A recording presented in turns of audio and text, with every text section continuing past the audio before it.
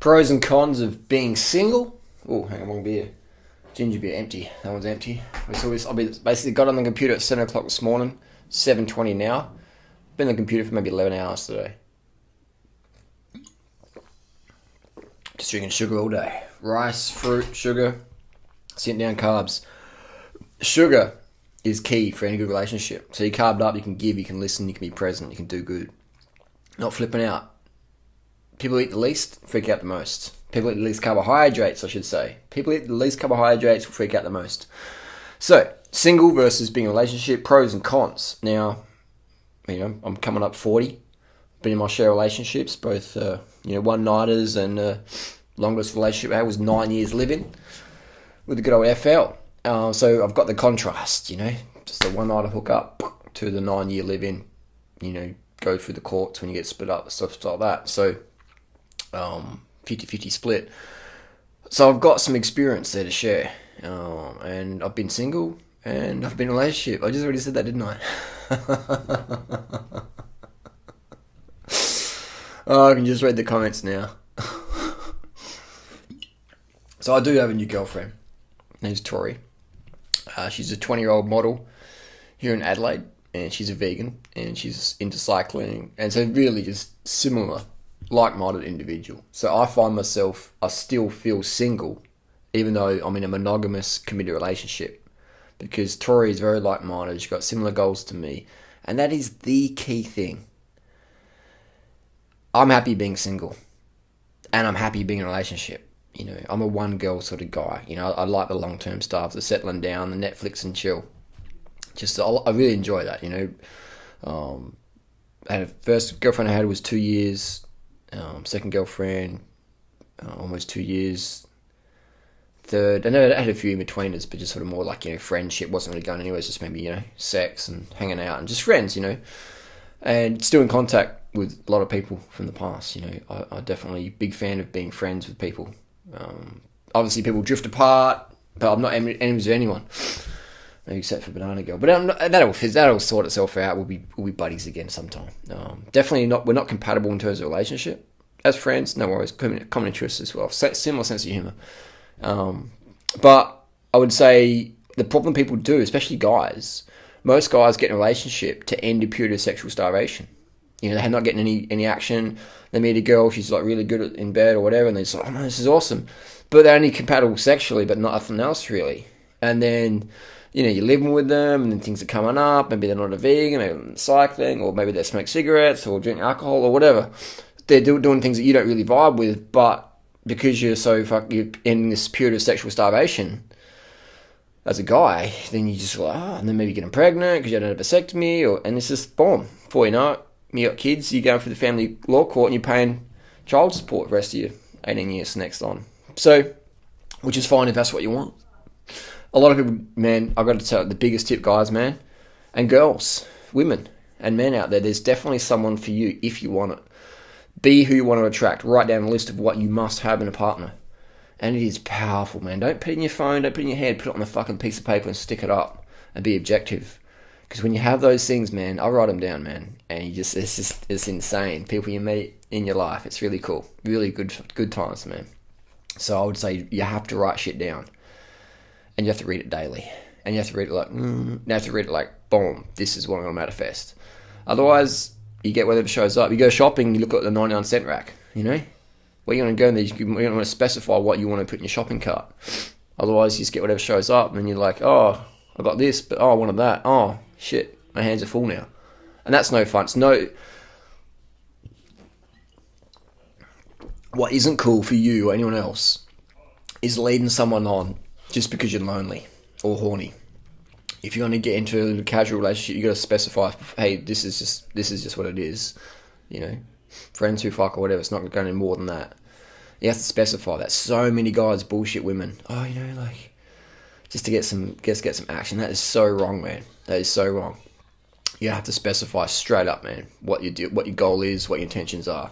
Otherwise, it's just wrong. And that can be, I've definitely haven't been perfect. That's how I've learned. That's how I can speak from experience, because I've made those mistakes in the past. Maybe I was shy. I was thinking, how do I say what I really feel without hurting them or whatever? But you just got to say it, man. It's going to be blunt. And people might not like that honesty, but in the long run they'll appreciate it, especially as they mature. So you have to be upfront. You have to have a list of what you want, and you have a list of what you have to be in order to not just obtain that person in your life, but to sustain that person in your life. And if you don't have that list, you get whatever shows up, man. And don't drink alcohol. No alcohol. No alcohol. You want to be straight, man. You want to be like fucking carved up early night, straight as fuck. So when you meet someone, you can like, oh yeah, this person's really cool. Don't be drunk, man. Fuck, man. Don't get with anyone who drinks alcohol. I mean, you can like get with them, but don't take them seriously because they're not serious. If you drink alcohol, in my opinion, you're not serious. Oh, that Gary V guy. All talk, no game. All money, no substance. What else can we say? All dollars, no cents. I would say as well that, you got to have someone who's really on the same page, man. And that's what I love about, Tori. She's just on the same page. We did 200k ride the other day, like 200k ride. And just like fucking next level fitness, man. This chick's fucking next level fitness. It's not so how fit she is, it's how willing she is to go and do shit that makes her fitter. It's just this next level. She's doing 17:29 Norton Summit and still got more room for improvement. She'll be doing sub 15. She could do a sub 15 next week if she went full gas, I reckon. So it's next level shit. And it's really cool to be a part of that. And it's not fair for me to get someone who's not really into sport, drag them in and go, I want you to do this. And it's just too painful, man. Or get someone and go, oh, you're not a vegan, I want you to be vegan. It's not, no. You got to have someone who's on the same page, man. Who can rub off on you and you can rub off on them versus you trying to rub them and then you rub them the wrong way. You're basically in a fucking kayak, in a fucking boat together and you're paddling. And if you're one person's paddling on this side and you're going around in circles, that's no fun. You want to be like, boom, going, straight forward motion. So have that list, man. Single. Oh, man. It is good being in a relationship because when you got someone like-minded, that's really awesome, man. You got a team. That's really fucking powerful. And so many people in relationships, especially women, because they're lonely. They can't handle being alone. From what their friends might say, or what their parents might say, or oh my God, I've never been alone since as a teenager. I've always been with guys and I need male approval. And then eventually guys sniff that out. They're like, oh, she needs male approval. I can treat her like shit, really. And she'll always be there because, maybe her dad rejected her, or maybe her teacher rejected her, or her first boyfriend rejected her. And so she's always chasing that male approval, and she'll only really be attracted to guys who actually reject her because she'll like try and chase their approval. And once she gets it, she'll be like, oh, I'm not interested in this guy anymore. It's crazy, isn't it? But that's fucking so powerful, so true. And that's generally with women who aren't that mature yet emotionally. And they may be older, maybe 30, 40, 50, 60, and they're still in that rut because they haven't really identified it yet. So not necessarily 18 or 17-year-olds, but that's a common one, man, is women who didn't get approval from daddy or whoever, and then they don't respect guys who give them respect. They will not respect you at all. And they're the women I would say don't get involved with because they're just more trouble than they're worth. They're not bad people, it's just there's too many awesome chicks out there, in my opinion. It's all just my opinion, alright? This is just my opinion. If you're offended by it, not my attention. This is just my opinion, my experience. I've said there's too many legit women out there, and the guys as well. Some guys got daddy issues or mummy issues, and I would say they're not really worth your time if they're not willing to really fucking mature up and get it going. If you can identify a situation like, fuck, that's so true, and then they're willing to take action on it, they're keepers. If they're not, then they're just Tinder hookup sort of thing. I think it's another subject on Tinder. Tinder's definitely a powerful resource to meet people for sure. All these dating websites, I definitely recommend if you're single, look for someone to get on there. Definitely get on there, and they're good for communicating, sexting and talking, and maybe doing hookups, maybe meeting some friends as well off Tinder. Definitely powerful tools. But again, you've got to specify what your intentions are as well. You don't really lead no one on. So I would say that. What can I say else? You got any questions? Let us know below. Have a list, man, and don't settle for second best. And you'll have female friends and male friends. Maybe you don't have any intimacy with them, but you're just buddies, and that's good. Or maybe you got female, male friends, and you fuck occasionally, and that's cool too. As long as you're clear what the deal is, But don't, if you're a girl and you're hoping a guy's going to commit, he just ain't into you that much, man. He's just your friend. That's fine, But you have to have the DTR conversation, defining a relationship conversation. So maybe he's just a fuck buddy, or maybe she's just a fuck buddy. Have that conversation and don't lose your shit.